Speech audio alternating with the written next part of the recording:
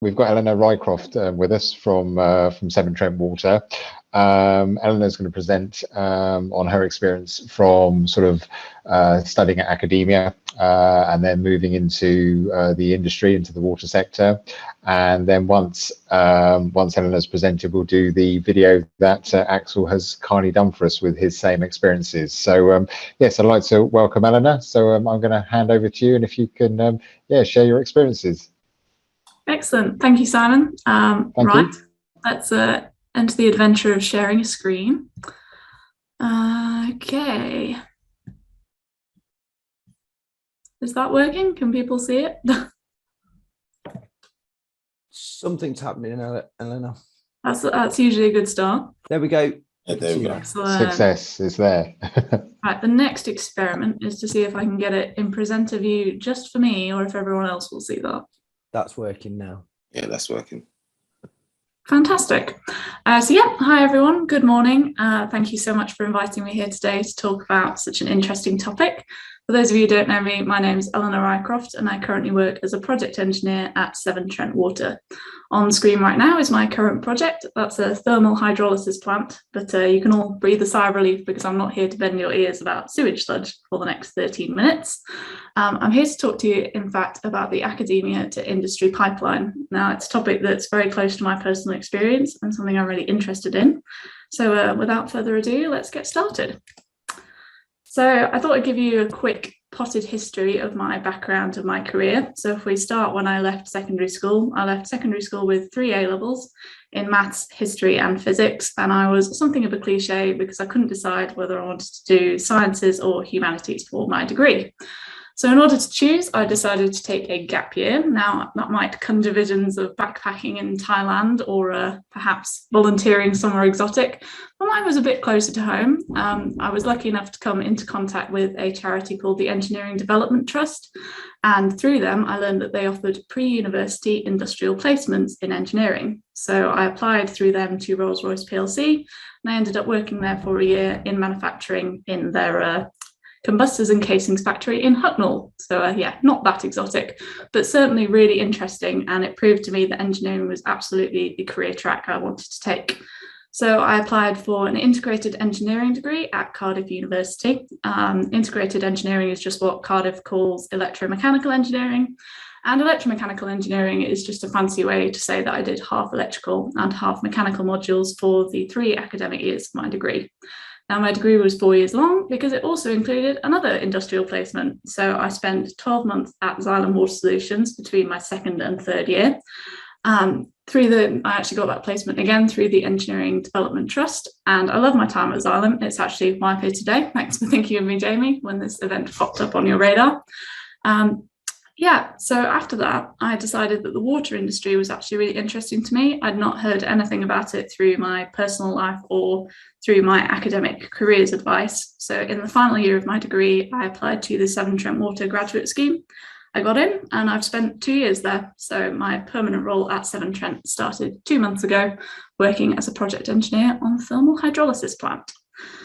But I didn't want to spend the entirety of my presentation just sort of recounting my personal history. When Jamie reached out and said, would you be interested in talking about this? I had to think, and I wanted to get a little bit deeper into what makes a successful modern engineer. Because I think if we can understand that, we can really understand how to target, develop and encourage a workforce that is ready to take on modern challenges. So obviously my views are shaped by my personal experience, but I hope I can bring something to discussion and we can have good conversations about it. So without further ado, let's enter the world of work. Pretty sure it looks like that for everyone. It's sun shining, loads of smiles, high fives. But I think we can assume that the 2 ladies on screen are 2 successful engineers. And what have they built on their foundations in order to give them a successful career? To my mind, there are 3 pillars that you have to build on to have a successful career in engineering. The first pillar is the most obvious one, and that is your theoretical knowledge. So your theoretical knowledge, easy things spring to mind when you say that. Numbers, calculations, drawings, perhaps one of those cool see-through whiteboards that you write on with a pen and people can take pictures of you from the other side so you look really smart. I still have not got one of those, so I'm clearly not an engineer yet, but one day perhaps I will make it. And your theoretical knowledge is, I would argue, the primary purpose of an academic degree. So the second pillar is your practical knowledge. Now, your practical knowledge is the things that you can only learn through experience and direct consequences, and perhaps stuff that isn't covered at university but is essential to a role. So for me, for example, at university, I learned how to calculate the friction losses in a pipe, but my practical knowledge might be the risk assessments and method statements required to install that pipe on site. I'm sure all of you can think of different theoretical and practical knowledge that you use day to day in your jobs. The final pillar, which I've left to last, is the social pillar. So your social knowledge is perhaps not what springs to mind when we think of an engineer, but it's absolutely crucial, I believe, to the modern workforce. Engineers no longer work in a siloed, isolated environment. We're all collaborating all of the time, and we're all communicating our ideas all of the time. So those are my three pillars: theoretical, practical, social, and together they make a successful engineer. So how does this apply to the water industry? So I've pulled some of my personal experiences here together to look at the theoretical and social and practical. So for example, the theoretical knowledge that I have learned over the years might be: what are combustors and casings? What does a pump curve look like? How does thermal hydrolysis work? What is LEL? Then your practical knowledge, you've got PPE for visiting sites, you've got payment processes, you've got access and maintenance, you've got scheduling, and then all of the social lubricant that allows workplace to function, like meetings, phone calls, and working under pressure. But that's sort of much more personal to me. What about in the world of BIM? How does your theoretical, practical, and social knowledge all come together to operate in a digital world? Well, you've got the digital theoretical side, which, as Simon touched on earlier, is something that we're really pushing to try and encourage more academic courses to look at and address. You've also got how to apply BIM to the workplace. That's your practical knowledge. It's the direct experience with work and how it applies to your engineering projects and how best to access that data and use it for the future. And then you've got collaboration and communication. That all makes a lot of sense, right? But then if we move on to, had a little stray animation in there. If we look at the current traditional route into industry, and by traditional route, I mean what I directly experienced, so that's school, secondary school, university, then industry, is that producing successful modern engineers with three balanced pillars? In my personal experience, my early career focused strongly on my theoretical pillar. So my academic degree, 3 years of academic study, let's say I did 12 modules each year. That is 36 modules overall in a massive range of topics. And I'd say probably 90% of those I don't use in my day-to-day job. However, academia isn't necessarily about the stuff you learn, at least to my mind. I think academia is about proving that you can learn things independently, that you have the capacity and the curiosity to seek out new knowledge, you have the ability to retain that and shape it into something new. And increasingly, academic courses are looking at a practical element. So I had practical labs and I had group work sessions, which I think are absolutely crucial for entering industry. However, the practical pillar is a challenge to implement in an academic setting. You can't mimic real world consequences the same way that you can when you're working in your first job for the first time. Whilst universities are trying to address this, I think it's really a key part for industry to step in and fill this niche. And finally, your social pillar. So, for example, I started school when I was 4 years old, and if I was on a completely traditional route, I would have left academia in my early 20s. And from when you start school, you're operating in a very strict hierarchical environment. So you learn how to say yes to your teachers, how to follow their instructions, how to learn what they tell you and go where you're told. When you go to university, that freedom becomes more flexible, but you're still operating with a difference between your teachers and your peers. in a modern engineering setting, you're collaborating across all ages and all levels of experience.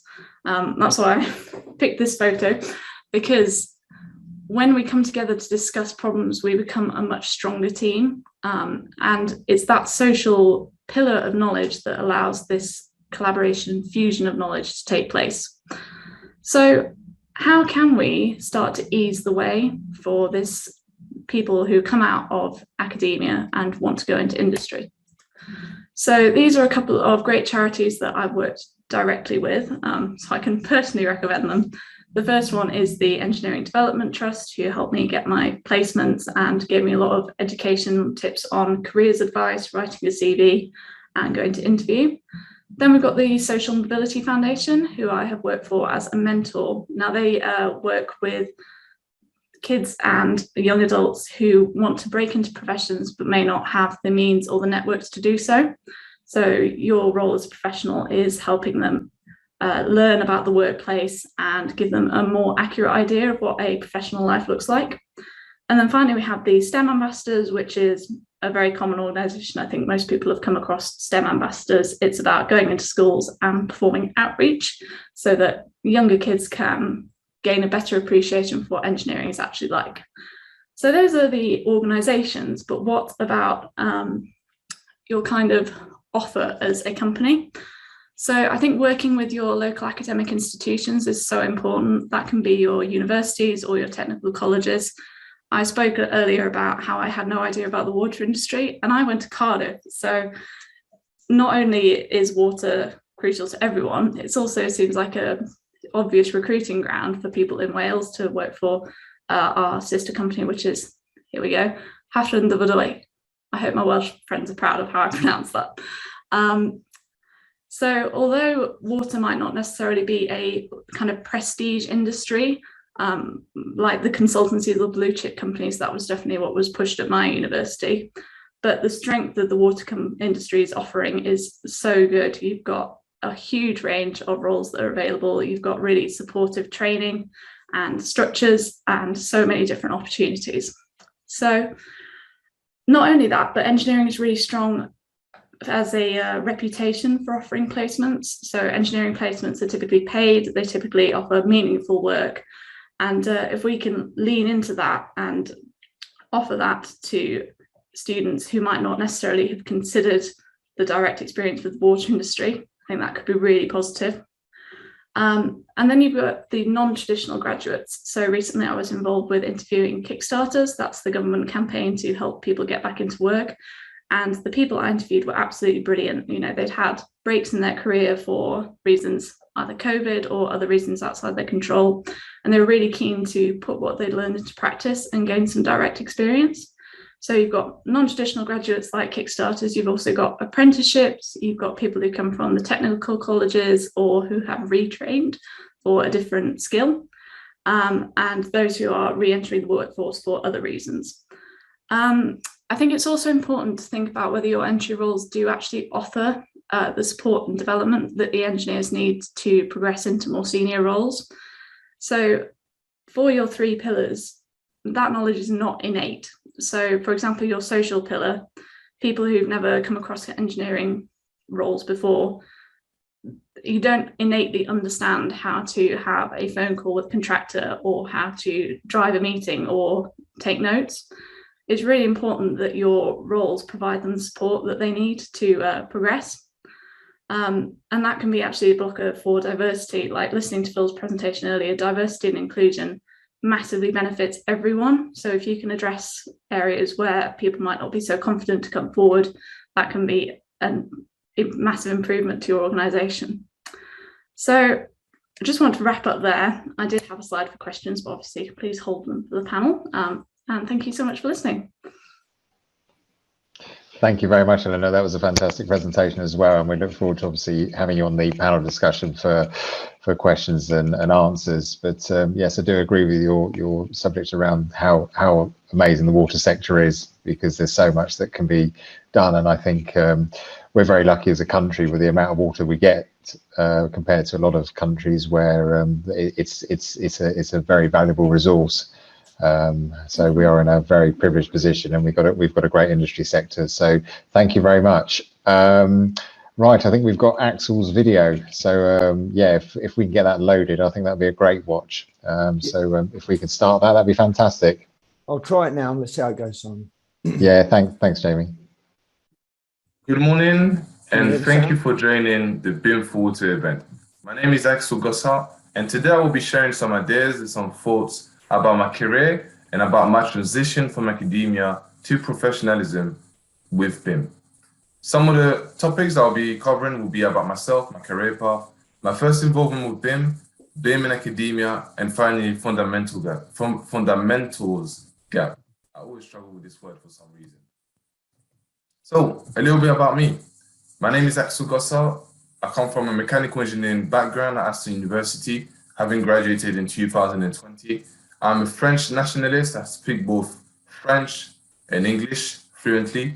I have a passion for people development and entrepreneurship. And finally, I have an aspiration to grow into a more senior role in the business and eventually become a people's manager. My career path. At this present moment, I am a project engineer since September 2021. I've started my journey in engineering before Xylem, a company called Canoe Group, which gave me the opportunity to work on site and be a hydraulic engineer. I was then brought on board at Xylem in 2018 as Canoe Group collapsed by Jamie Mills in order to work on a project, which finally included BIM, which was then passed on to my final year of university while I was working part-time in order to finish the project. Brought back in 2020 to be a system engineer, and as I said, to today's date, being a project engineer working on external projects and delivering projects to our customers across the UK. Some of the projects that I've been working on and the key milestones in my career within Xylem have been those 5 projects, which most importantly was the engineering data management, which was introduced to myself by Mr. Jamie Mills, which is regarding creating linkage between physical asset and digital documentation for third-party suppliers to be incorporated within our lifecycle management system of our products. The second project that I've worked on is virtual and augmented reality. So being able to transfer information, ideas, and concepts to the customers, to the general public with simple application of our products. The third one is the One Xylem solution selling, consultant selling, which is again a conglomerative approach about how do we share data to consultant, consolidate it, and make it easy to understand and transfer into their asset-based system. The fourth one is the BIM PDT, flat submergible pumps for, product data template. I had a little bit of a blank mind here, which is about, again, sharing the information about our products, the footprint, and the technical data, which can then be transferred into the systems of our fellow customers. And finally, Xylem Ignite, which is giving an opportunity for the next generation of youth across the water bodies in order to have an impact in the community and really make a change. So my first involvement with BIM, was nonetheless but with Jamie Mills. He is the one that really coached me through my first year at Xylem, did my 6 months working on a project in order to create a linkage between all 6 UK part numbers, which we call third-party parts, into an overall, how can I say that? Product management system. So really understanding how do they fit, what standard do they have, and how do we create a consistency in the standard and the technical specification that we have with the parts, with a product being manufactured in Sweden and alternated in the UK in order to make UK suitable. So it was really a steep learning curve, especially when it comes to my involvement with BIM. But what I've realized is that actually BIM's takes on everything in the industry. Anything that is manufactured, anything that is constructed, include some aspects of BIM because there will be some maintenance and some forecasting on the condition of the material at some point. So having that understanding, I realized that it was something that needed to be tackled, especially in the water industry. Having understood how we deal with it in the civil industry, I actually believe that the water industry is really similar to civil, just due to the fact that we include a lot of works and most of our assets are actually underground beneath the surface where we can see them. BIM in academia. BIM in academia was a really interesting jump, going from academia directly to being a professional. BIM wasn't really spoken about much in academia. We had an understanding about knowledge transfer, information transfer, and making sure that everything is filed and located within specific locations to be accessed to, but not really about building information modeling. We didn't really think about university on how do I make a complete representation of that specific object with information and data to be transferred to whoever needs to get it. And I actually believe this is one of the gaps that we have within academia. Not that we're not doing good enough, but yet we have not shined our light yet on building information modeling because we haven't had to. We've been told how to solve a problem, but not quite how to make the future of a problem solvable. And this all comes to being able to transfer information. And I actually believe this is a step that we can take forward and actually create change in the things that we do. Now, most importantly, the fundamental gaps. As I said, moving from university to being a professional, I didn't quite know where to go in engineering. You have so many big players within the market, and it is quite hard to make up your mind. But one thing that actually draws us all together is the fact that we need to transfer and communicate information of our products, of our solutions, in order to make it connected in the environment that we live in. And some of the fundamental gaps that we might be finding between academia and being a professional isn't to the fact that we are not skilled enough to solve the problem, but it's the fact that we don't actually quite understand how to transfer the solution to someone else. And this is, again, what we want to try and address within BIM4Water. With Simon Frampton really pushing the skills group, I've been able to see that there is a change that can happen. We've had discussions with academias, as university and over universities, and they are interested to put it within the curriculum in order to provide a broader approach and a broader understanding of what engineering is all about. And it is all about closing that gap. Once we close that gap, we actually open our doors to so many opportunities, which is to drive the water industry forward. I know for me at Xylem is a key innovation player when it comes to BIM and shaping the future and the way we use our products and connect them with intelligence. And now it's about how do we make it accessible and how do we make it better? How do we make the entire conglomerate of the water industry to communicate with one another, to be able to understand where our assets are laying in the country, understand where the leaks may be in order to see where is the tolerance of our digging, etc. These are sort of the things that we should be looking into. But right now we are at a stage where we're having the building boxes of that wonderful journey. And I actually believe that as we get along, and as I've been able to experience in academia, is the fact that we are ready to solve the problem. It's about now, how do we make the problem solvable in the future? Thank you for having listened to me, and I hope that you have a wonderful morning, and I'll speak to you all soon.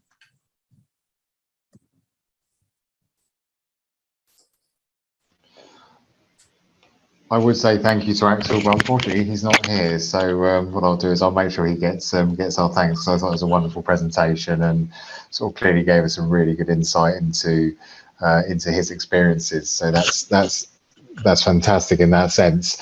I think the morning's been fantastic. I think there's been some great presentations, some great speakers, and have sort of given us a real sort of all-round experience of what people have sort of faced over the last few years and the developments that have taken place in BIM. So I hope it's all been very informative for you. What we'll do now is we'll go straight into the Q&As. I think there's a few questions that have gone through on the chat, so I will get Claire to facilitate those, and then if there's any more, then please keep contributing, because I think there's some great topics that have been discussed. So if there are any questions in the chat, Claire, please feel free to facilitate. Okay, I'm pushing this one straight back to you then. So can you expand on what is meant by digital skills that a person needs to develop into a digital engineer? I think we probably have more of an answer from some of the speakers today about digital skills, because I think if we take the word skill. I think it can mean a lot of things, and I think Eleanor touched on it more than anything that there's the theoretical aspects in what you're actually learning. So it could be anything from, you know, engineering principles to learning about different types of software, to maybe people that learn about sort of data sort of management. I mean, there could be all those things that come from a sort of theoretical sort of educational background. But I think in order to make a digital engineer, I think that has to come from people that have actually done the jobs themselves, have actually done the role themselves. So like I said, I don't think there's one size that fits all. And I think that's where the inclusion comes into it, is that we have to be very open-minded on what we actually want to deliver, what we're working on. So as much as it sounds like a politician answer, I think that's where we have to be completely open-minded. And I don't think we can take a particular type of skill set and say that's going to make a digital engineer. I think it's going to take all types of skill set to make a number of digital engineers to deliver the scheme and project in question. Okay, thank you. This one's probably to Eleanor. Is the water sector poor at marketing themselves very well in bringing in new workforce entrants? That's a really good question. I can only speak for my experience with it, which has been directly with Severn Trent and through Cardiff University. But I would definitely say that the big firms like Atkins, Rolls-Royce, there are a couple of others, really get involved with the universities. They provide careers advice. They do sort of voluntary talks that are highly recommended for advancing your applications with their graduate schemes. I think the key difference for me when I was looking at graduate schemes is that for companies like Atkins, they're absolutely focused on taking you on a roller coaster tour of all of their business. So Atkins, I think it was, you would do 4 3-month placements and then 2 6-month placements for the 2 years of your graduate scheme. And for me, I knew that would never suit my needs. Like, I wanted to get deep into an area of business, not a shallow overview. And I think that's something that the water industry is really strong in, and we shouldn't be overlooking our strengths because they're different to what the prestige companies are offering. Mm-hmm. That's great, thank you. So one for Phil. Have you worked with organisations that have made the change from surface level diversity and inclusion to true culture change? And if so, what were the key changes enacted? Right, yes, I have actually. I've worked with Affinity Water in regards to changing the whole recruitment process and embedding EDI within that recruitment process. So much so that EDI now has a sort of mystery shopping view on how the interview takes place as well. So they can do spot checks on interviews, spot checks on the interview process, just to ensure that they're actually delivering fairness right across the board. The other bits that have been done with organisations, I've worked with the Equal Group, like I said, with the Mayor of London, and I've seen transformational change take place across the industry. That's a group that actually work with 47 water companies. All 47 water companies, and really delve into root causes of what elements cause further disparities within the organizations. So changes of culture and embedding EDI has been done across Jacobs, ISG, Kia. So I've worked with all those organizations as a consortium to start delivering new recruitment processes at all levels, from senior level right down to the guys on the ground. Hope that answers your question. Yeah, it does, thank you. This one's to everybody, so feel free to jump in. So how important is it that digital engineering should also be pushed onto secondary A-level and also vocational training? I'll happily jump in on that one. Yeah. Just to get the ball rolling. I think it's essential. I think, you know, I was just considering my answer to the first question. I think the water industry is one that most of the general public do not have a clear understanding of what happens behind the scenes. I think that's natural. You turn on the tap, you get your water out, you don't think about it anymore. But there's so much more to it. And the digital industry is like the forefront of this new way of engineering. I think so many kids in secondary school have the potential to be interested in topics that they have no idea existed. And I think, yeah, we need to be getting involved as early as we can to help people consider and open their minds to new careers. Pass it on to someone else. Yeah, Phil's got your hand up. Yeah, I was just going to reiterate exactly the same thing. There is, and I said it in the presentation as well. There's a powerful, there's a powerful potential in what could be delivered within the digital realm, and most of the youngsters that are leaving school or coming from academia are more in touch with that than we are. Oh well, I'm speaking for myself here. Yeah. So they're more in touch than most who are in the water industry already. So it just makes sense to really start building that awareness about the structure of the water industry, and also the great career that it can offer you, and also the diversity of activities that take place within the water industry. Because I think it was mentioned earlier how it is linked in with civil engineering, and a lot of people don't really understand how the water industry ties in with almost everything that we do. The impact on the environment is going to be majorly changed by the water industry's activities. So there are so many things that are the awareness is just not out there for the younger people, and I think that really needs to be built and engaged within schools and academias. I think also one of the great offers of both the water industry and the digital industry is that it's at the forefront of promoting green industry. Efficiencies through digital engineering are absolutely crucial to our new supply chains and delivering greener projects. And the water industry is so much more involved in green power than I think most of the general public realise. I think for graduates, green engineering is becoming increasingly important to people of just about my generation and a bit lower. I was just thinking, is kind of HR recruitment sometimes risk averse in looking at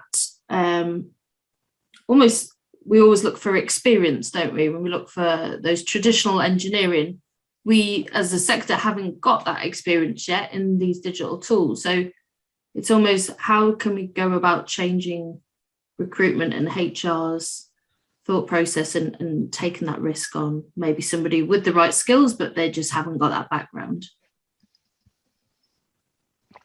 Right. So for me, I'd say it's about what Simon said earlier. It's about being open-minded more so.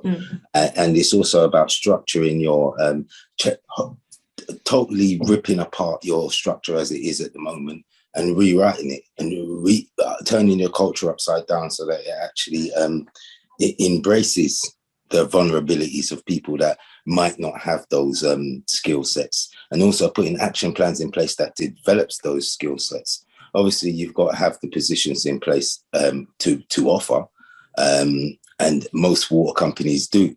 We're already at a deficit in regards to skills and the skills gap. So there are opportunities that are arriving and deriving from out of the whole initiative of what's happening here.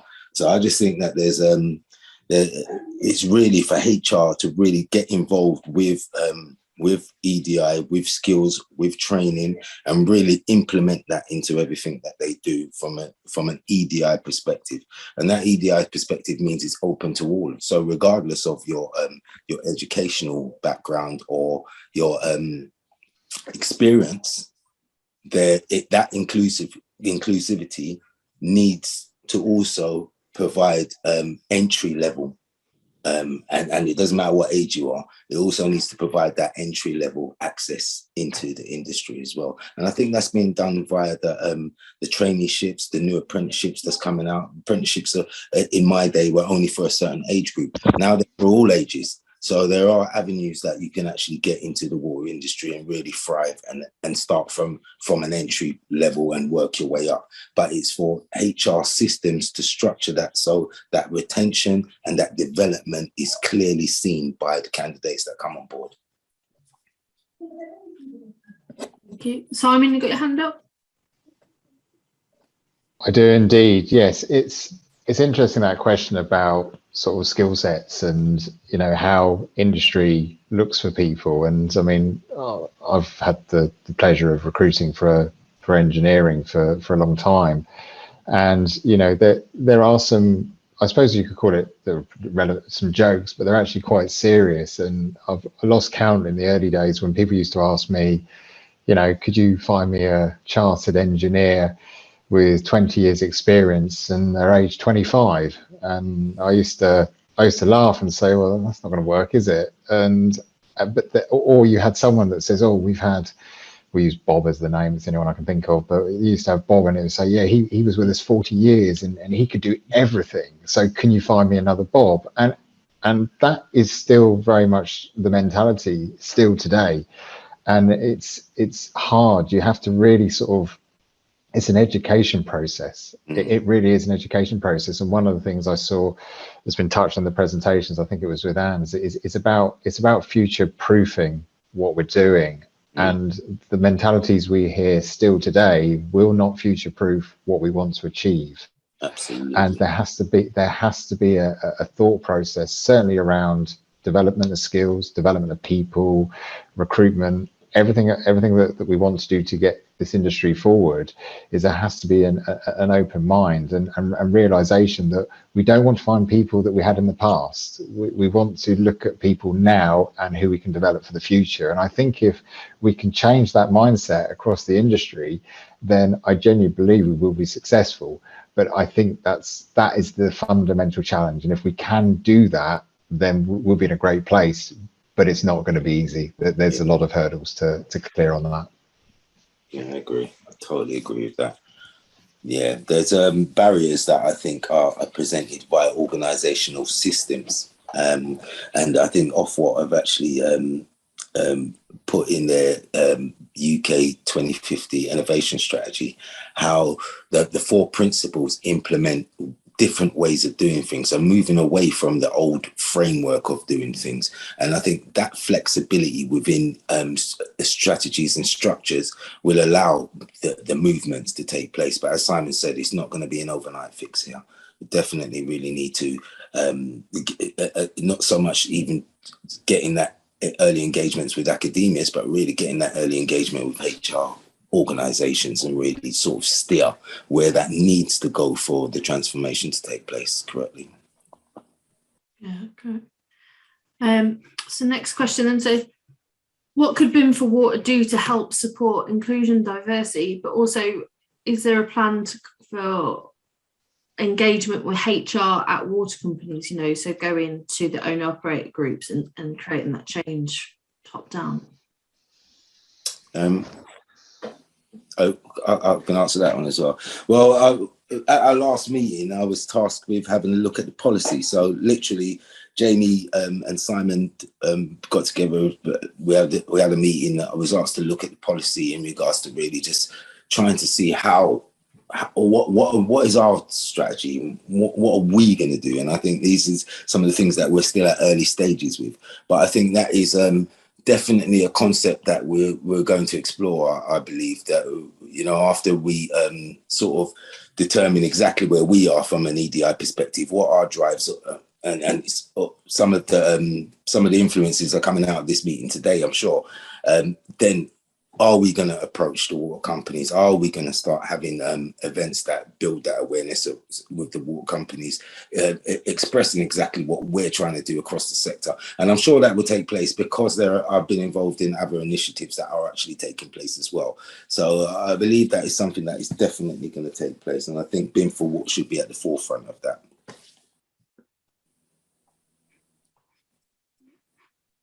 Simon, do you want to add anything to that one, or? I think I'm all good on that one, Claire. No, I think that was well covered. Cool. Okay, so next one.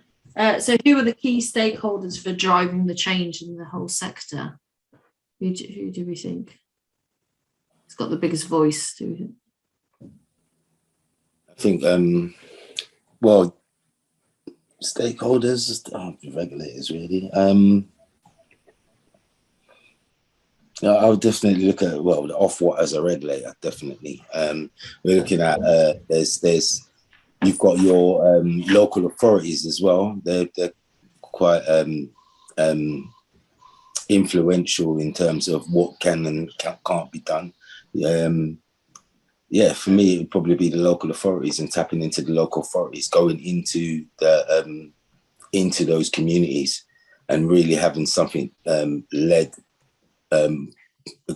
obviously from governmental perspective, but at that local level, at that local authority level as well. Does that make sense? Yeah, yeah, definitely. From the water company's perspective, we are, speaking from Severn Trent at least, we are finally transitioning to a much more BIM-friendly system for this AMP. And I think if you can encourage water companies to lead from the front in some ways with BIM and their supply chains, then it enacts change all the way down through their suppliers. There have been some teething issues, but I think there is real change starting, at least in Severn Trent. And yeah, I think that's also a key part to focus on. Okay, perfect. Well, look, thank you very much. Right, welcome to the afternoon session. I want to introduce you to Lewis Richards, who's from Microsoft. He's actually an active member of the skills group, and had some sort of great ideas last time we met up, especially around sort of like the subject of sort of change management. So I'm glad I was able to invite Lewis along so he could talk about obviously his passion and what he does, and sort of give us a bit of an insight into his take on the digital world. So I'm going to pass over to Lewis and let him present. So thank you very much, Lewis. Thanks, Simon. Thanks, everybody. I'm going to just try and share my screen. Bear with me because I'm obviously Microsoft, so I use Teams all the time. So let me just click on screen share on this and make sure it comes up. So if I click on share sound as well, so that works. Share. Can you see my screen? He says. He can. Well, I can see it. Yeah? Yeah. So it says where work happens. That's it. Yeah, you're all good by the looks of it. Lovely. Okay, let's crack on then. So thanks for having me. Very quickly, Lewis Richards, I'm what they call a client technology lead at Microsoft, which is kind of like a virtual CTO role. I'll turn my camera off as well, actually, because it'll probably save a bit of bandwidth. I've been in the water industry for 15 months, I think. So I knew nothing about water before I joined. So I've kind of immersed myself, to use a pun, in the water industry since I joined. But I look after the kind of the industry perspective, I suppose, and Microsoft's relationship with the top water companies that who use our technology.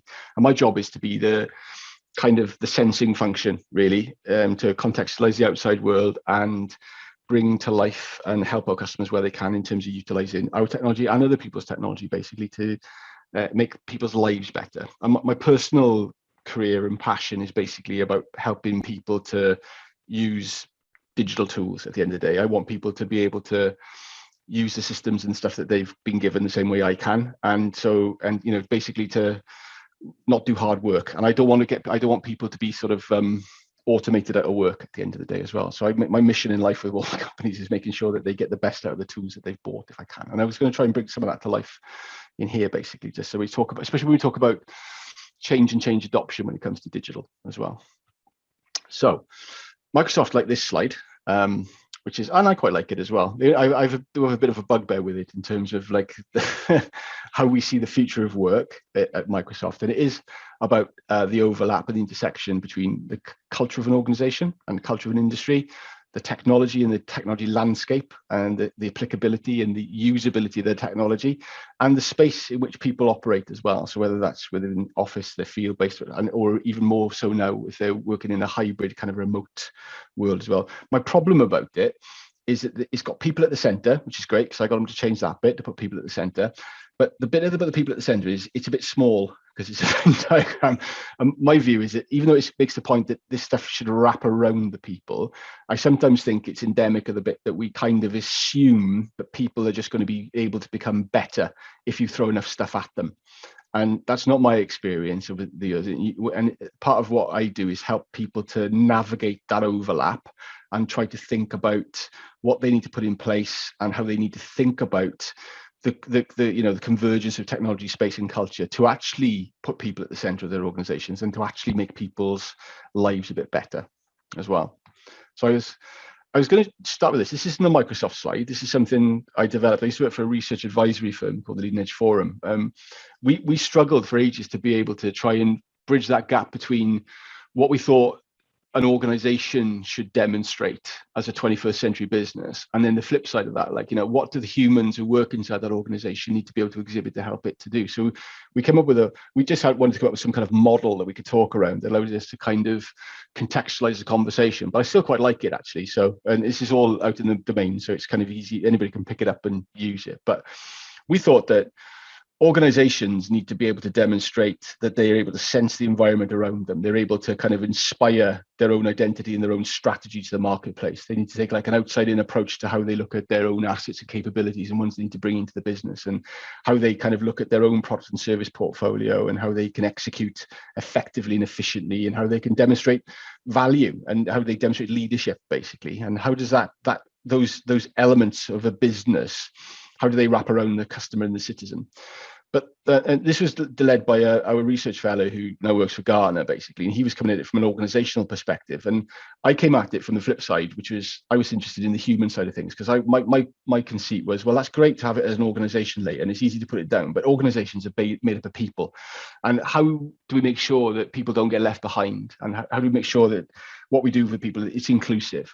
So we took the same model and we came up around these elements and said, well, if you think about taking the same kind of concept that an organization needs to demonstrate, how do we start to categorize and make sure that the people have the same kind of innate ability to understand their place in the modern world, right? So that they don't have blinkers on, so they can understand and they're able to sense change around them. And then they can choose whether they want to learn and change and adapt and react to the way the world is changing around them or not. So this, for me, this went into the same thing in terms of that alignment. So like, sensing starts with the individual. How does the individual within an organization have the ability to listen and learn? So just like any other skill, how are they set up to ensure that they've got their finger on the pulse within their industry or within esoteric or oblique industries or the outside world? How do are they using technology in a way that helps them to understand what they want to do? And increasingly as well, I see this quite a lot as well, is that brands I've got this concept of developing an identity and a strategy. And the water companies are pretty good at this, actually. If you look on LinkedIn and follow what they do, they're very good at actually promoting lots of their efforts and their change and what they're doing as well. And sometimes they, all of the apprenticeship programs, the early in career programs, the stuff they're doing for the environment and sustainability.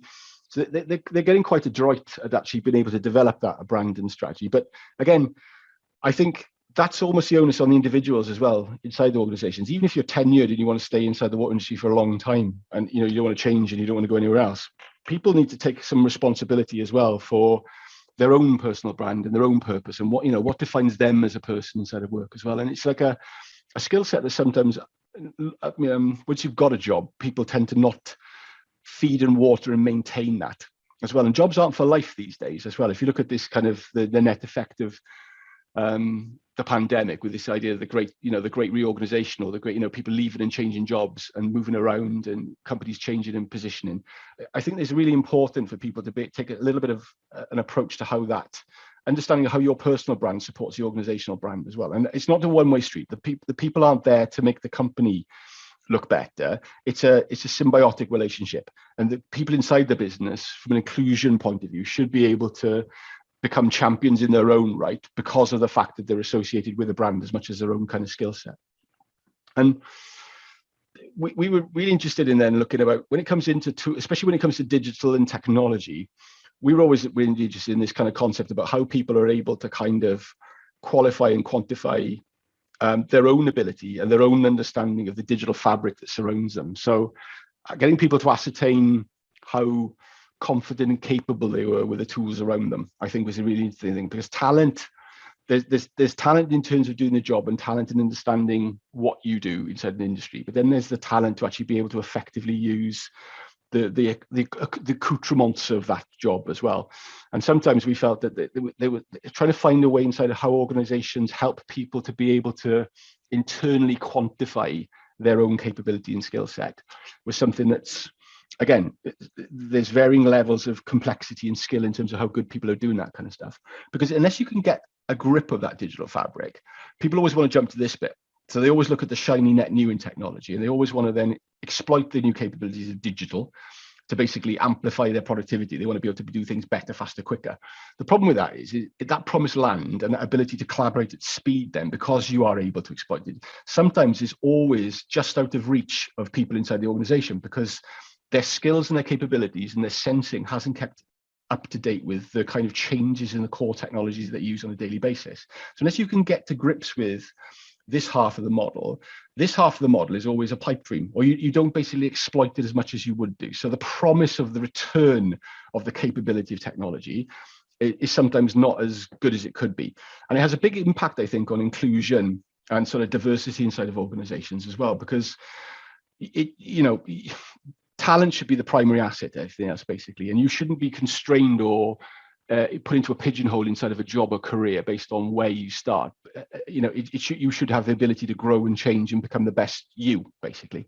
But having a model, I think, is something that's quite useful for people to be able to think about. If you go back to that slide, if you are going to put people at the center, have you got a way in which you're going to be able to think about breaking down how that works? Now, Microsoft, if I go in very quickly, I mean, as a case study over the last sort of 18 months, I mean, we've got 167,000 employees. We've had the kind of world's biggest experiment in terms of capturing data from the way that we use our own tools in terms of remote work. And, there's been lots of things that we've looked at over the last couple of years. People have, I can share with you guys the results of this kind of work trend index. It's all in the public domain now as well, in terms of things that have become up as important, in terms of people feeling work has been more humanized over the last 18 months. There's the work-life balance is becoming more important to people, especially when we look at this kind of idea of hybrid working and working from home. I mean, field workers haven't really particularly changed very much. People are enjoying the idea that they can be more efficient. The idea of driving places for meetings per se, not driving things for actual engineering, but driving just places or distances or getting the train for meetings. People have felt that there's more efficient ways to do that, but they're also aware that if they are going to meet people, that those meetings have to have real purpose and real value now as well. So there's been quite a lot of shift in people's perspectives of what work is. But there's also been some things around we've seen lots of stuff around digital fatigue, the Zoom calls, Teams calls that we're doing now, people getting overwhelmed in terms of the way that they feel about the technology as well. And it's those areas around digital fatigue and becoming siloed and this kind of stuff is the bit I'm most interested in, really, because if we think that, this is the kind of outcome that we see from our research in the pandemic, that, work is becoming highly modernized and connected. It's really important that people are able to stay focused and in flow when they're working and not get distracted in a hybrid world. We want to be able to make sure that those, as people are increasingly not in the same physical location, that people's voices don't get lost. And, to the point around diversity and inclusion and the way we do stuff, that everybody has that voice and people don't feel like they are, disempowered by not being physically in an office. So that engagement, that amplification of voices is really important. And everything's got to be protected and it's got to be safe as well as we move this kind of stuff through. So the question I have, and I have the questions, these ones I was going to pose up in here, was basically, this is the kind of stuff I've learned over the last sort of 10, 15 years of doing this, is my normal question is like, well, who trains the trainers? Whose responsibility is it to make people digital inside an organization? Because there'll be a flow chart somewhere or a slide deck with swim lanes on it that says, well, we're going to sort out our technology, we're going to sort out our finances, we're going to sort out the CRM, the ERP, and there'll be a line on there somewhere that says people. We're going to make our people digital. And digital can't just be that name change on a PowerPoint deck or on the door. And it's interesting to see where that responsibility lies, because does it lie with IT? Does it lie with HR? Does it rely with learning and development? And are those people traditionally inside the organizations who've been in that job, are they as capable and confident as they need to be? Do they have that sensing function, that ability to rapidly learn and to absorb new skills, to be able to develop patterns and apply them contextually to the business? You can't just assume that the capability is just going to be there to basically use technology. You have to work at that function. And how is it going to be? But it's also, for me, is a key one, because I think the paradigm is shifting, whereby we've got to be able to educate people individually enough that they create a demand. They've got to want to be better, and they have to want to understand that the world is changing around them, so that they want to be they want to learn more, and they want to be able to, make sure that they are capable and confident, basically, for the modern world. And lots of that comes down to kind of the idea of teaching how, like, it's not just technology skills, it's about basically teaching imagination skills. We have to get better as more things move to the cloud and systems become more integrated and more collaborative between them. You have to be able to teach people to be able to hold in their heads the kind of topology of data. So when they're working together in remote locations with collaboration and different people and understanding working where data is, one of the key things there is making sure people can they can articulate back to you if you ask them the question, but where the data is that they're working on, or the data sets that they're working on. Do they understand where they've come from in terms of that? Do they understand whether they are an Excel that someone's knocked up, which has got site information in it, or does it come from a secure data platform inside the business, and they understand the context of the data and how often it's updated and who the owner is, and the graph connections of that data. And my thing here is basically, when you ask those questions to people about how do they feel about using technology, don't trust the nodding heads, basically, because I think people, if you ask them the question, people often will nod and say, yeah, I'm quite comfortable with that, and I know what I'm doing, this kind of stuff. And I think it's one of those ones that requires people to ask more pointed questions, because digital is a mindset as much as a skill set, really. And that goes into that next question, is basically, how are you going to equip people for a digital world that they're not really biologically equipped to see? So increasingly, as we move forward, we're going to see the world around us is shifting from where there's an air gap between you as a person and what the digital thing you're looking at. So you're looking at a screen on your phone, or you're looking at a screen on the PC. Increasingly, we're going to see that the digital information, the ephemera of digital, become contextually, placed in the real world in real time. It's already there now. So digital information surrounds us all the time. You yourselves have digital exhausts that follow you around the place. You can't see the data that you give off, basically. It's like streaming off the top of your head kind of thing out of your phone. But because you can't see it, people tend to bury their heads a little bit about, cleaning up after themselves online from a digital perspective. So we've got to get people to be more aware that these things aren't esoteric concepts. The world of the matrix is almost a real thing. It's just that you can't see the matrix, if you know what I mean. So we've got to help people to take those baby steps into that world so that they don't get scared by it, basically. And like anything else, I think when we come to skills for this piece like that, it's community driven. It's got to be people driven as well. So one of my main questions when we talk about this stuff around change adoption for talent and skills when it comes to technology is not just tell me the name of the people who are responsible, but have you got mechanisms in place to drive that kind of champion community inside of work, and community managers as well, who are going to feed and water that community as well. So the technology isn't the problem in this regard, really. It really is a people issue more than anything else. We have to, and it has to be given enough weight and importance inside organizations that people see the value in people having that as a job, not as a side job where they might be able to spend 10 minutes of the day being a community champion, but understand the value that these things are going to change. Changing habits and changing behaviors requires hard work, it requires graft, and it requires people who are dedicated to kind of that kind of role, really. And organizations need to think about how they champion that kind of capability inside of the workplace as well, so that they help themselves, basically, to help their own people to help themselves. And that leads into that democratization and empowerment, basically. So I think it's really important that we show people how the modern world works and how the technologies and the tool sets work, so that they have the choice about whether they're going to be automated out of a job or not. So we've really got to develop smarter humans for the machine age, basically. And lots of that begins by, and this is what Microsoft are trying to do more of, basically. And I'll touch on that very quickly in the next couple of minutes. So I've only got a couple of minutes left, just to kind of show you some examples of what we're doing around trying to take esoteric concepts and put them into the vanilla, into the everyday, into the mundane, basically. And it's about trusting the mundane. It's about trusting the AIs and stuff to help you on a daily basis. And lots of that is to do with the skills piece, basically, in terms of how you help people to trust the machines to help them to do higher value tasks. So very quickly, Microsoft, obviously, we're, probably one of the most used platforms in the world when it comes to collaboration across M365, right? So everything that we do, we touch across the Office tool set, across our Dynamics platform, across our Metaverse platform, across the cloud. Everything there is trackable and traceable and interactable in something we call the Microsoft Graph underneath it.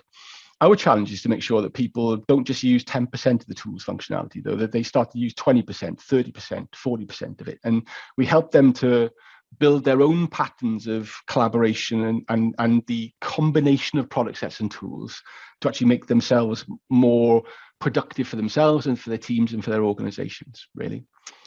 And I'll share this as a video. I've got a video in here, and I'll share this as an example of something being brought to life. This is a guy called Samit Sainer, who is a legend inside the Microsoft community. This is about 3 years ago in the video, and I'll share the link of it, but you can look at it on YouTube. If you just type in Samit Sainer Heathrow. Samit was a security guard for 13 years at Heathrow, and he one day got given a Microsoft, all the staff basically got Microsoft email addresses one day, and he logged onto the portal and he saw a link to say, learn how to build an app in a day using our low code platform. And he'd taken an idea to basically create an app to put in a multi-language pack for the security check as you go through the security gates, when they have to talk with all the people in different languages to show them things they're not allowed to take through security, bottles of water and things. And he'd asked his internal IT team whether they build him an app for it, because he had this massive paper laminated booklet. And they said, no, it's too expensive. And there's not enough of a use case to spend the 3 or 4 months to build it for you and deploy it. It's not cost effective. So he used an example of, again, this kind of low code way the world is changing around us, where anybody can basically build functions, anybody can be creative. In about 3 years, he basically followed the course online after his email address, and he basically built himself an app. And Samit's changed his career now. He works in IT across Heathrow. He's got a team of people working for him. They've developed 17 apps across the business now. And he's basically changed his life by just having the ambition enough to basically click a link and read something. But the interesting thing about that is that the technology, he did that 3 years ago, and the technology there, this kind of stuff, this capability is baked into the products that we use every day. But it sometimes needs people to bring that to life for other people to be able to kind of make sense of the world, if that makes sense. And I was gonna, if I play the video, it's only about 2 minutes. I know it's going to take me about a minute over, but I'll play it just quickly, just so you can see it. Just because he probably says more about this than I could in 20 minutes, really. I don't just want to make a living. I want to make a difference. When I left school at 16, my dad was working in Heathrow at the time, and this opportunity came up as becoming a security officer. I thought, what a great opportunity, you know. My dad used to take me here to watch seaplanes and everything. So why not work for a company or an airport like Heathrow? I've been a security officer for 13 years. When I saw the amount of paper and time we were spending, I saw an app would be a great solution for these problems to be solved. About a year ago, I started learning about the Microsoft programs. I went home and I looked at that blog from Power Apps, and it said, this is how you can build an app. And I thought, why doesn't no one know this? Because this could have so much potential to change so many things. We have saved 11,000 sheets of paper and saved around 288 hours of manual input data. Going from paper to digital has been amazing. It doesn't matter what your skill levels are like, anybody can build this app. Him with his community of super users have created 17 Power Apps that are already being used across our airport, and this is just the tip of the iceberg. My name is Simon Frampton, and I'm a IT user adoption specialist at Heathrow. Let me just go on to the next slide quickly. So I know my 20 minutes are up now. I've got some more slides. I was going to kind of show you some bits and pieces, but I'll stop there for a minute, because I think the key question for me on that one, more than anything else, was Samit's question when he's in the video, is like, why does no one know about this? And this is the problem when it comes back to that sensing piece when it comes to skills, is that in my experience, there's no lack of ambition or, you know, ability inside any organization, doesn't matter what industry and that kind of stuff. The sticking point sometimes comes from turning on functionality and technology that people have bought, and overcoming the fear factor of the impact of turning on that technology. But then once you've turned it on, making sure that there's a support network in place that basically amplifies the ability to create summits. Basically, so not that Samit found it accidentally on his own and just had the gumption to go and do something to change his life and change his career and add value to the organization, but why couldn't you supercharge that capability? And this comes back to that bit about the, you know, who trains the trainers when it comes to digital. If we're going to actually drive change adoption and we're actually going to use the technology that people have purchased, then the focus on increasing the capability of the people to bring to life the passion and the enthusiasm and the connective tissue of the technology that surrounds us is really, really important.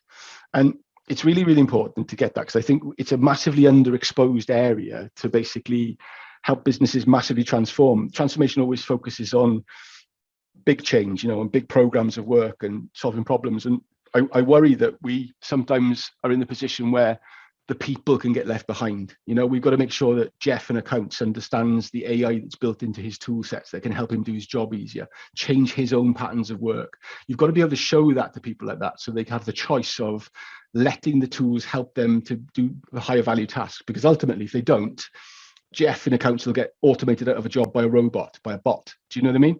And I think it's a real opportunity and risk for people inside of the industries that we aren't helping our people necessarily enough to be the best that they can be. And the technology's there and the tools are there and they've been bought by the companies and they've been deployed.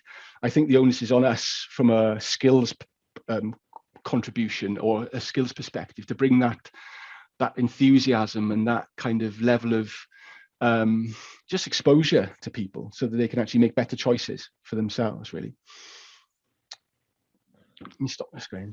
And I was only going to touch on the last thing as well, because I won't touch on any of these things. I've got lots of slides in here. Lots of the tools we've got are actually helping people to make more insight in terms of what they're doing on a daily basis as well. So it's all about measuring and management. But I was going to just finish off and show you, because the problem is the world doesn't sit still. So the AI is going to appear everywhere, but also the way in which we interact with technology is going to appear everywhere as well. So this, for instance, we're in a Zoom call now, and this is Teams, obviously, but very early next year, we're launching something called Microsoft Mesh instead of Teams. And this is all, again, to do with bringing all of our advances in machine learning and artificial intelligence and mixed reality to bear inside the common work platform, which is Teams. And you're now going to be able to join Teams as a video like we are now, or as an avatar if you want to. And the reason why I have avatars now is because the avatar concept means that our meetings as of early next year are going to jump from a 2D perspective into an interactive 3D environment, all inside a team. So you're going to very, very soon be able to jump into shared workspaces where your digital avatar will be a representation of yourself. And everything that we do in 2D using the same collaboration tools, we'll now be able to do in 3D via a variety of devices, via your phone, via your PC, via virtual reality headsets, via mixed reality headsets. So the actual the pattern of the way in which we come together, whether you're a field worker meeting with people in teams, in the real world or in physical workspaces, all of that is evolving very, very, very quickly now, because the underlying technology and the ability to do that is already there. This is now just a presentation layer that's going to start to appear very, very early next year. And we've got to get people ready for this world so that they can interact with it and they can spot the opportunities for it as well. And it brings into life the ability to obviously just to bring people together to solve problems, really. And even down to things like, it's going to be multilingual, just like Teams is now, where you can have multi-language conversations in real time in Teams and translate from language to language. It's going to be done via chat and voice, but avatar driven in the new year as well. So this is where the world is going, and it's going to come at us very, very quickly as well from next year as well. So that fundamental model and the ability to think about how we help our people to get better at using the digital world that surrounds them, I think is a really key thing that we could need to help, especially in the water industry and every industry, really. So I'll stop there now. Oh, thank you very much, Lewis. That was really, really informative. I really appreciate sort of you presenting today for everybody. Now, what I was going to suggest is maybe a little bit of an open floor, because we've got five or 10 minutes before we're going to do a Q&A session with James Beazley. So it's more of a case of that there was anybody who had any questions specifically for Lewis, which we can sort of open and see if there's any questions anybody wanted to ask or propose. And I think the water industry is doing a good job at this, and I think the water industry is not doing a bad job at this, in terms of, to be honest, with my experience of working where we are. I mean, Eleanor, I know you work for Severn Trent, and one of our big customers are doing stuff as well, and the adoption and the rollout of this stuff has gone at pace across a lot of places. What we're trying to do at the moment is just that feeling of acceleration, and do people really feel 100% empowered to use the full capabilities of the products for themselves and within groups? And is the mechanism in place to help the people who maybe are struggling a bit more? And I think that's the challenge I have to people on the call, just to kind of their own personal feelings about like how capable and confident do we all feel on a daily basis, and do we think do we recognize there are other people around us who may be not struggling, they can do their jobs, but they may be not evolving to use the technology that's going to be out there as well? That's the kind of question I tend to ask people. I don't know what everybody thinks about that.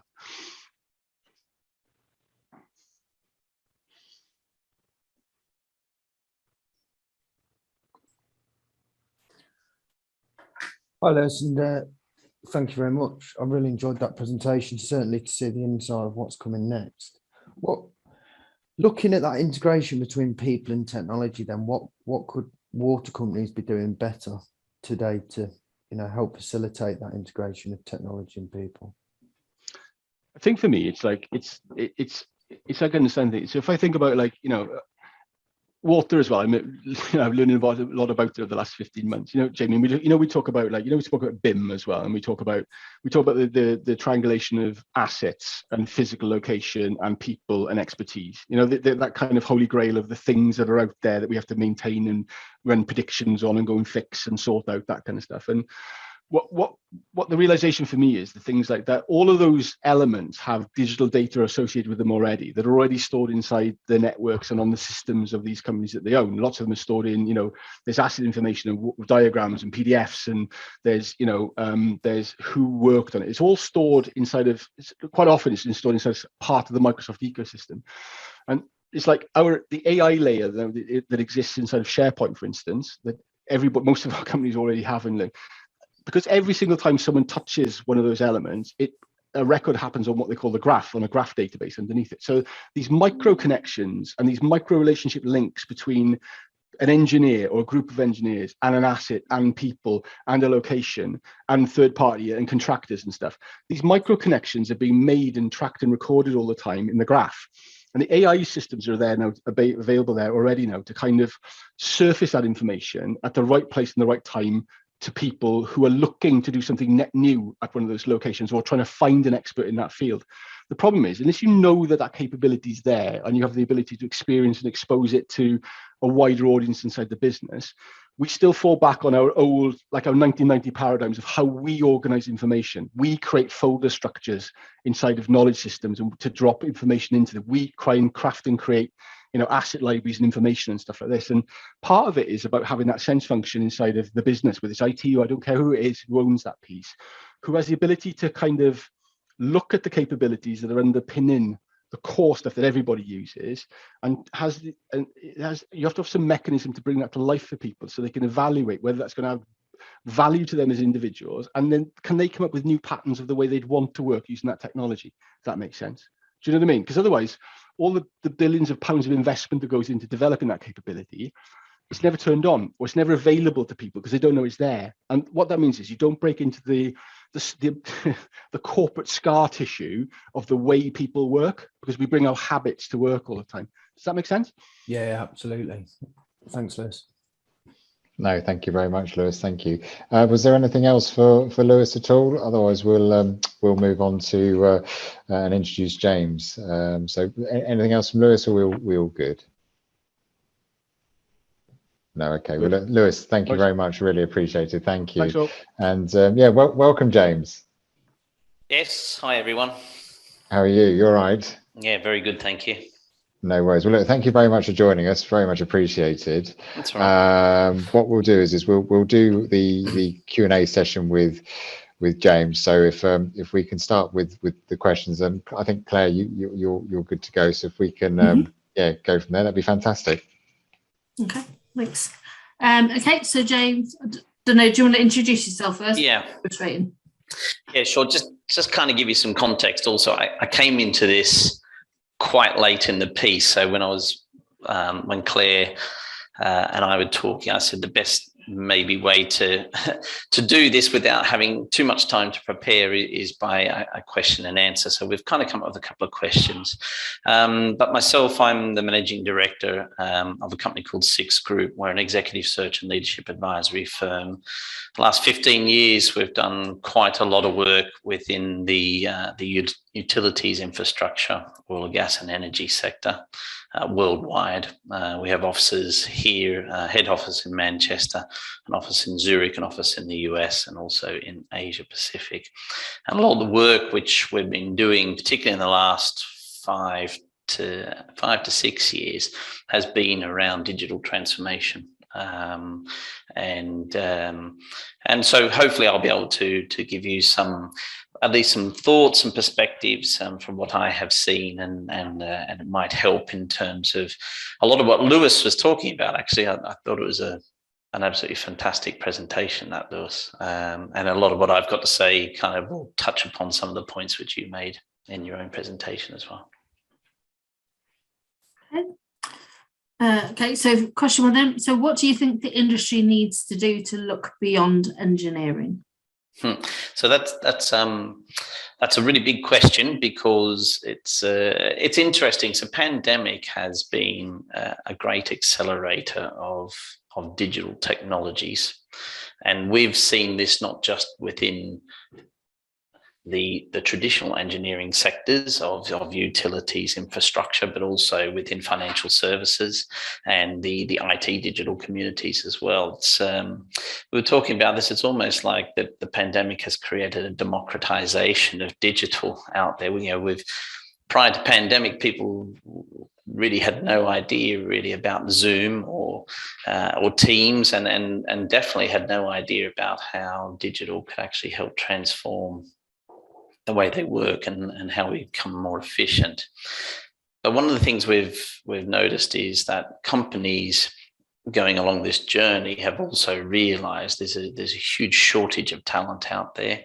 And whilst there's what I call a democratization of digital, it's actually also gone the other way, that when people are looking at trying to implement these types of digital technologies within organizations, they become very blinkered as to who and how they're going to be able to do that. And by virtue of that, it invariably, a lot of digital transformations and a lot of digital work fails. And there's a number of reasons for that. And the biggest reason being is that most digital transformations are actually change projects. And as Lewis had said, it's people at the heart of it. It's not the technology necessarily, but it is people. And one of the things we have found with at least with our clients is we've been consulting them around the fact that if you're going to actually try and have any success in this, and you've got to have an opportunity to move beyond the typical suspects that you think are going to be the right people to actually help with this digital journey. And that is this debate between what we call experience versus capability. And we do a lot of work around that with organizations. We've done quite a bit with UU within the water sector, and previously Severn Trent and others as well.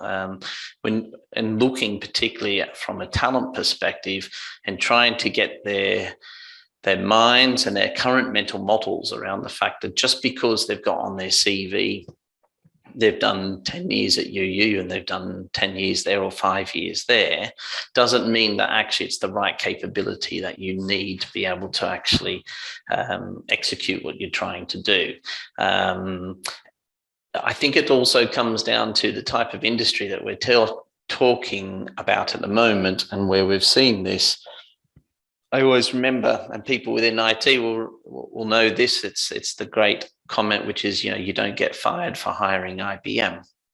And that one really is the type of mindset that kind of puts a massive barrier to organizations in terms of their ability to really get out in front and have what I call the organizational courage to really look at, okay, well, what is the capability set that we need as an organization to exploit the opportunities of digital going forward? And we do a lot of work in Finland and the Nordics. I think Finland is a great example because they kind of have a perfect storm of they're very, very quick digital adopters. They're a world leader in circular economy and sustainability, but they've had to do things differently because they just don't have a population to support all of the industries that they've got. And so they were a very early adopter of looking at how do we leverage the capabilities, or how do we even identify the capabilities we need and the people, and then use that. A classic example was we did a piece of work there for the biggest refinery that they have. And it was a national strategic asset for them. The head of refinery actually came from a meat production company, had no refinery or petrochemical experience at all. But if you actually looked at what their capability was, their capability previously was very operating in a very high, harsh hazard environment. The meat production company had all sorts of issues around health and safety. And in actual fact, if you looked at this person and their capability around setting a vision and leading people and transformation and change, that was actually the key to what we were looking for. And when we're talking about digital, I mean, they are the things that actually make or break a digital transformation or an implementation of a new technology.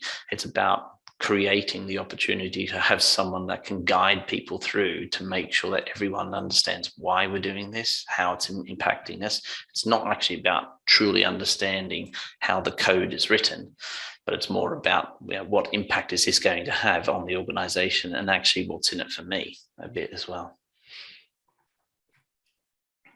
Thank you. So second question, so what capabilities should the industry be looking for and where from? So where should we be looking for capabilities? It's when we go in and we've been doing work around the types of populations and the question is, well, who should we put into these roles and where should we find people?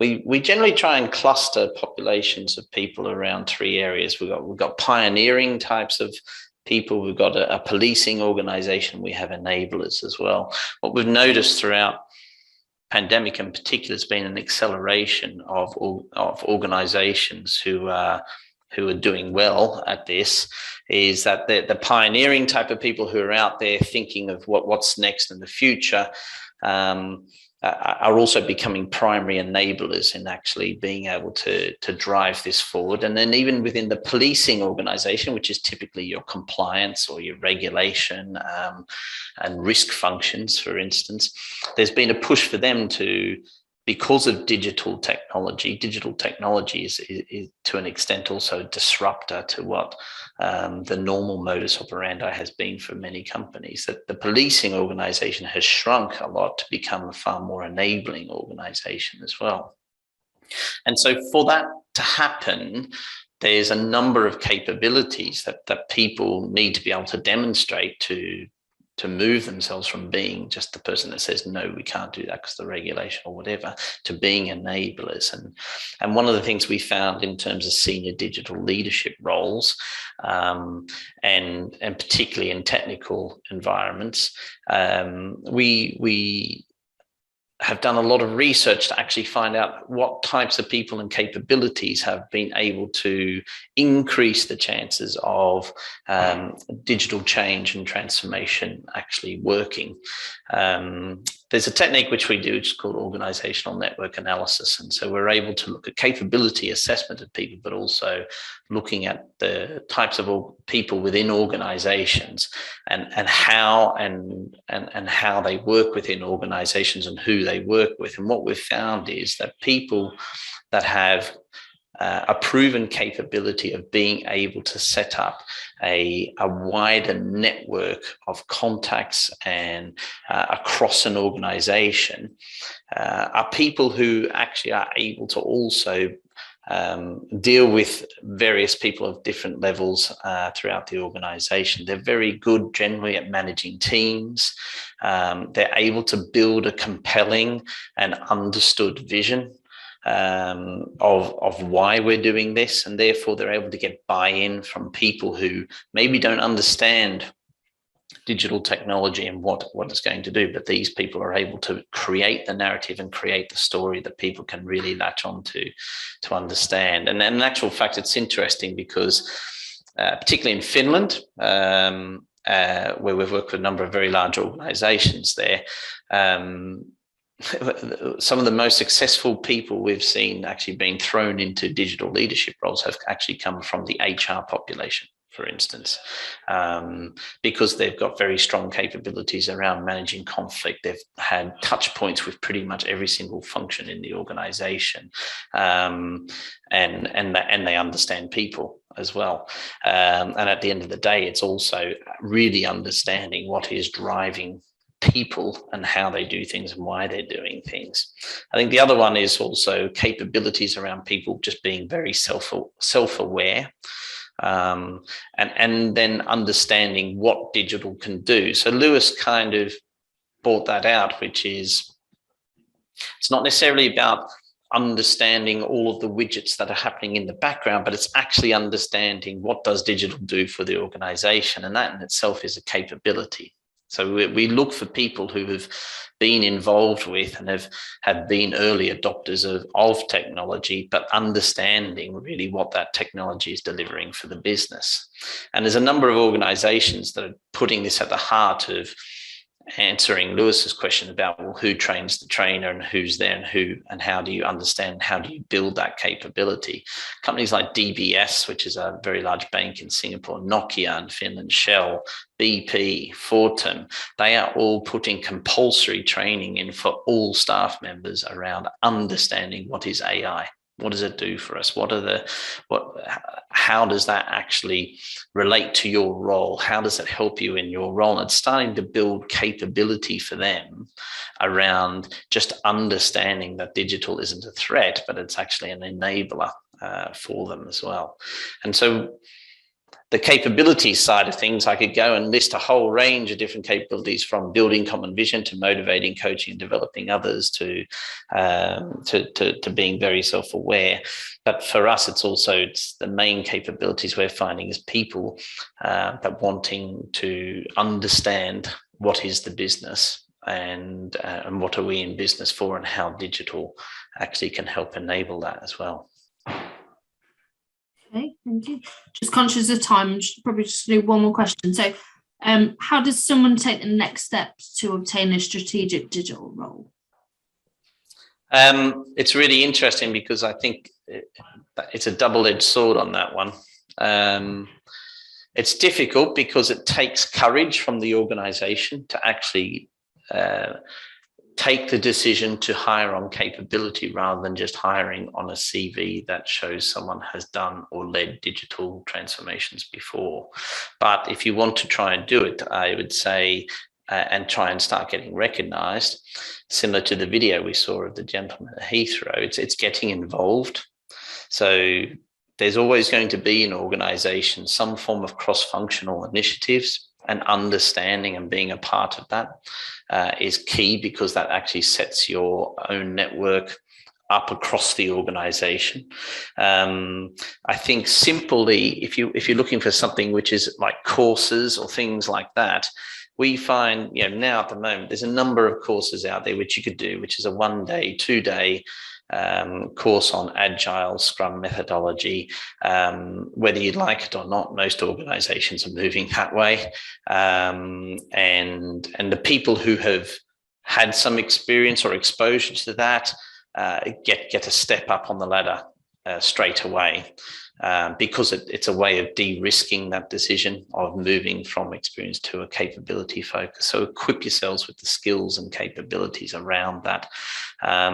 Project management is always a good one. If you've led an actual project and you're able to actually put to the fore where you have led a project team, not necessarily directly reporting to, but even better if it's a cross-functional team where you don't technically have the authority, but have had to manage via influence as well. That's a key capability and skill that you're able to bring to the fore. And I think really it's about actually throwing your hat in the ring and then crafting your message to push the leadership, the leading teams, the driving for outcomes aspects to actually get an opportunity to be put into that driving seat. Because at the end of the day, unless it's actually really about you having to code or you having to truly understand the actual technology, a lot of the time that's not the case. A lot of the time you've already got someone there that does that.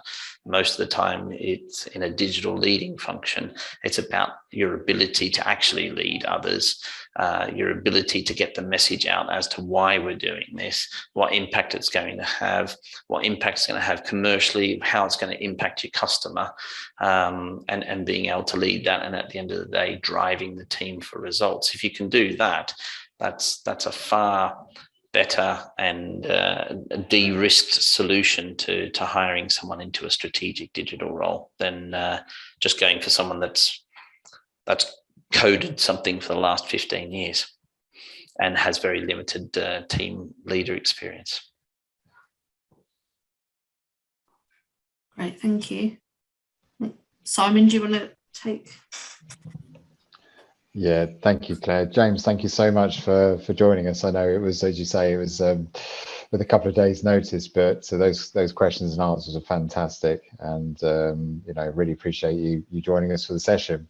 I think we've had. I'm just going to sort of wrap up before I hand over to Jamie. But I have to say today's been excellent. I think there's been some really good speakers. And I think if I had to sort of pick one thing out of the common theme in all of this, it really is sort of two words. One is people, and the second one is inclusion.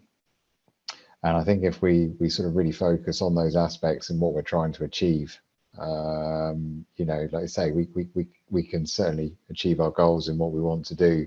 Like the technology's there, and I think Lewis made a very good point about that you know, the technology is available. People can be taught technology, but we have to sort of look wider afield. And I think that video that you showed, Lewis, was very touching in what that sort of gentleman achieved. So for myself, it's been excellent, and I'm glad everyone's attended and people have presented. So that's sort of like a thank you from myself. And I think moving forward with certainly with the skills involvement in BIM4Water, we can only get stronger. And we'll certainly use this event as a key foundation and platform to move forward. So that's a thank you from me, and I'll hand over to Jamie. Thanks, Simon. And let me just share a final slide.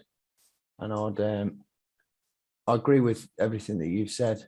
Certainly, you know, some of the things that stood out in my mind were, you know, about the alternative bit, how that, you know, this is all about having that diversity and inclusion across an organisation to make these things happen, and really believing in that and making that happen, and not just sort of having it on a piece of paper as a policy.